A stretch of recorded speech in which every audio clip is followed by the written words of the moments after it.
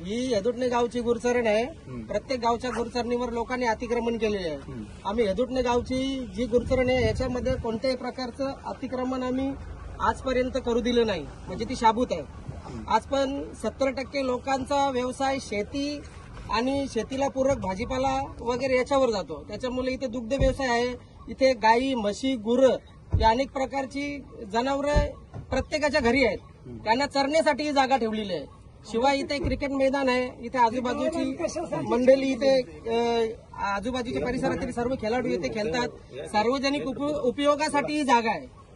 समाज मंदिर असतील आमचे लग्न कार्यांसाठी वगैरे त्याच्यासाठी जागा आहे.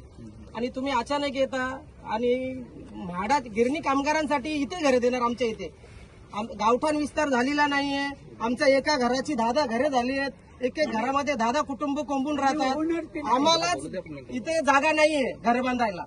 आणि जर उपलब्ध करून द्यायची असेल तर आम्हालाच द्या ना, ग्रामस्थांना इथे बांधून. सरकारला जर एवढाच कळवाला असेल तर त्यांनी आम्हाला इथे घरे बांधून द्यावी.